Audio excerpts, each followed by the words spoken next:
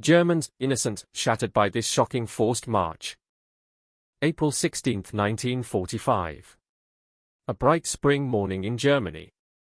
Look down the road from Weimar, and you'd see something odd. A procession. Hundreds of people, men in smart suits and fedoras, women in fur coats, with lipstick and heels. They were chatting, smiling, some even laughing. They looked like they were off to a garden party or the theater. They were Weimar's elite, the rich, the educated, Germany's cultural aristocracy. But they weren't going to a party. They were marching at gunpoint. Flanking them were grim-faced American soldiers, dirty, fingers on their M1s. The soldiers weren't smiling. They were escorting these citizens up the Ettersberg Hill, 5 miles away, towards a place they claimed to know nothing about. A place called Buchenwald. The citizens complained, "Why are we doing this? This is an outrage. My shoes are getting dirty." They thought it was a stunt, that the Americans were exaggerating. They believed they were innocent. But General George S. Patton disagreed. He'd seen the camp 2 days prior. Seen the ovens. Seen the SS sue for their amusement while prisoners starved. And he decided Weimar's innocence was a lie. He wanted to expose it. He wanted to take Germany's most sophisticated people and force them to confront the grim reality of their own history. They say they didn't know. Fine. Let's take them on a tour. This is the March of Shame. It's the story of how Germany's cultural heart became hell's neighbor. And the moment smiles vanished from the faces of the German elite, forever. To grasp Buchenwald's horror, we must first understand Weimar's beauty. Weimar wasn't just any city. It was Germany's soul. The city of Goethe, of Schiller. The birthplace of Bauhaus. A city of libraries, theaters, and parks. Its people prided themselves on civilization. They listened to Beethoven, read philosophy. They saw themselves as the pinnacle of European culture. Yet, just 5 miles away, up a scenic, tree-lined road, lay a death factory. Buchenwald concentration camp opened in 1937. For 8 years, it operated right under the noses of Weimar's elite.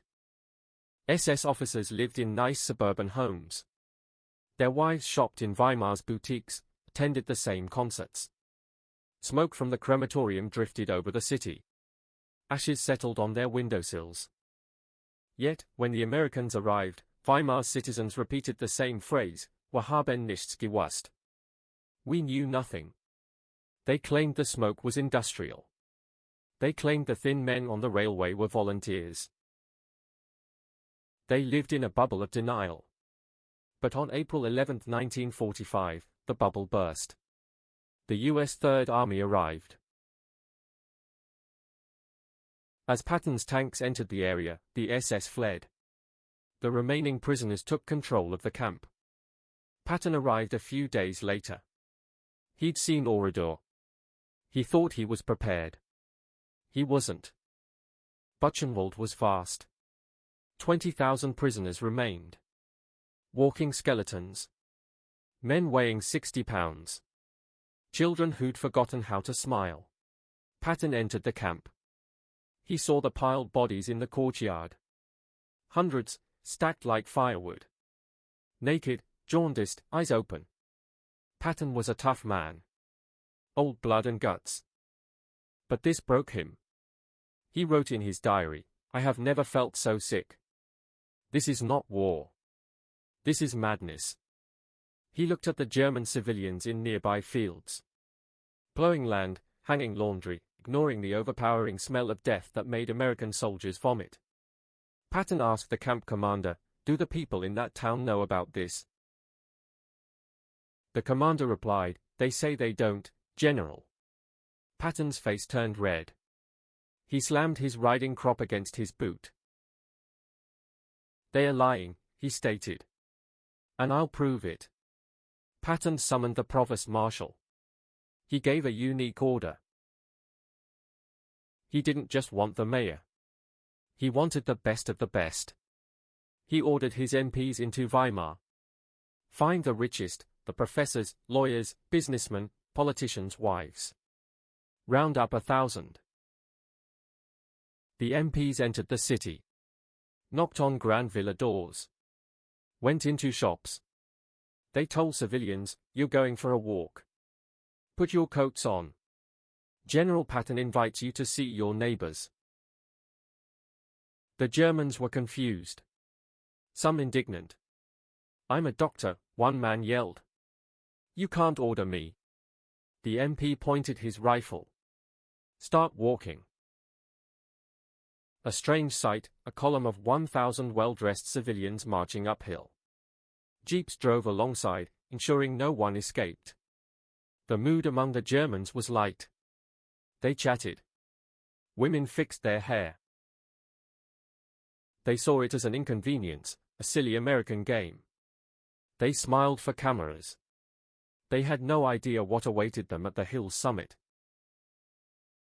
The march took about 2 hours. As they neared the Ettersberg Hill's peak, the chatter faded. The wind shifted. And the smell hit them. Not just decaying flesh. The smell of old death. Stale, heavy, greasy. It coated the back of your throat. The women stopped smiling. Pulled out handkerchiefs, perfumed scarves. Tried to cover their noses, but MPs pushed them on. Keep moving, no stopping. They reached the main gate. Buchenwald's famous iron gate. The inscription read, "Jedem das Seine." To each his own. A cruel Nazi jest. The civilians walked through. And entered hell. The first sight was the prisoners. Thousands of them. Behind barbed wire, silent, watching. These were the men the civilians claimed didn't exist. They stared at the fur coats and suits. Their eyes were dead. They didn't scream. They didn't attack. They just stared. And that stare was more chilling than any weapon. American soldiers formed a cordon, guiding the civilians to the first stop, the crematorium. In the crematorium courtyard, a trailer overflowed with bodies. Naked, emaciated. Limbs tangled. Mouths open in silent screams. The civilians halted. The color drained from their faces. One woman in a fur coat clutched her mouth. She began to tremble, then screamed. Ah! Fainted. She collapsed into the mud. An American MP stepped forward. He nudged her. "Get up," he said. "You haven't seen anything yet." This was the moment the myth of the good German shattered. History books often gloss over these details. We don't. If you believe truth must be told, no matter how grim, hit subscribe. Help us keep history alive. Now, inside the torture room.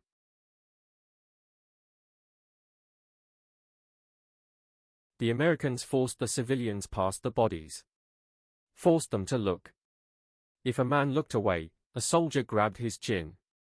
"Look," they yelled. "Look at what you did." They led them into a building. The pathology lab.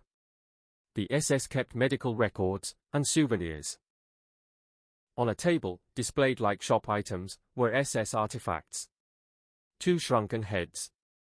Preserved heads of Polish prisoners. Pieces of tattooed human skin. The Commandant's wife, Ilse Koch, the bitch of Buchenwald, liked tattoos. She'd have prisoners with interesting tattoos killed to make lampshades from their skin. The civilians stared at the table. The suited men wept openly. Some vomited in a corner. Patton ordered this display. He wanted them to see. He wanted them to see this wasn't just war.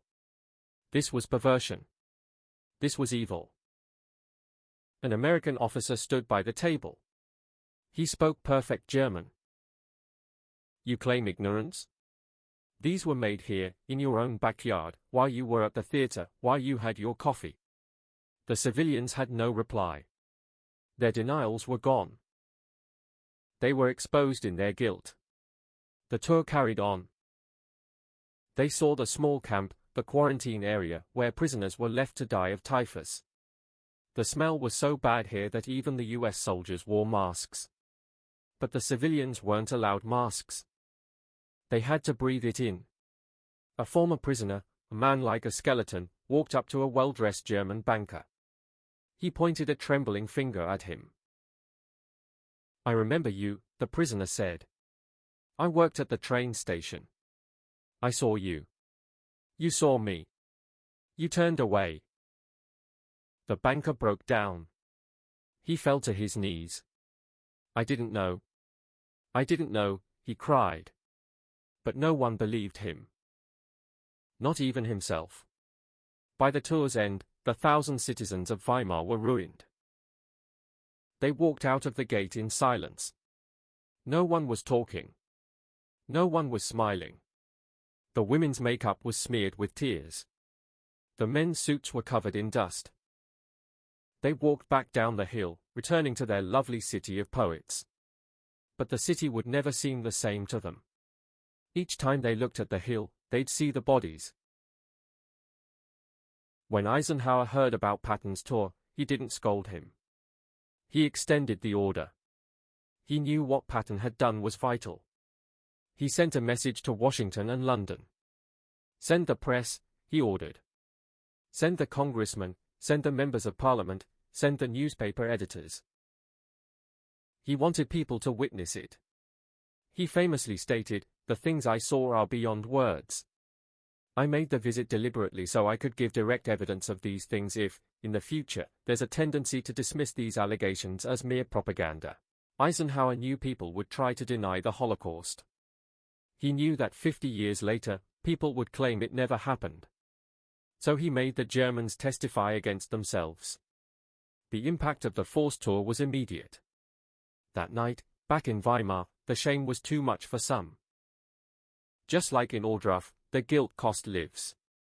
Several prominent citizens who had been on the tour took their own lives in the following days.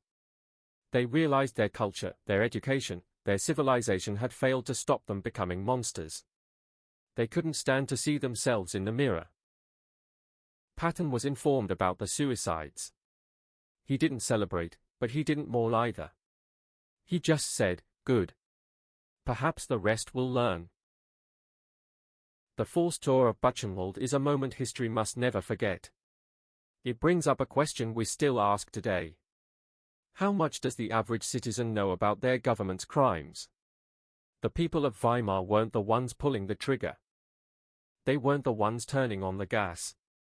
But they were the ones who looked away. They were the ones who stayed quiet. Patton understood silence means being involved. He understood you can't claim innocence just because you shut your eyes. On that April day in 1945, he made them open their eyes. And by doing so, he made the world open its eyes too. The citizens of Weimar walked up that hill as proud elites. They walked down as broken accomplices. And the shadow of Buchenwald followed them home. The excuse, "we didn't know," is still used today. Do you think the citizens truly didn't know, or were they just lying to save themselves?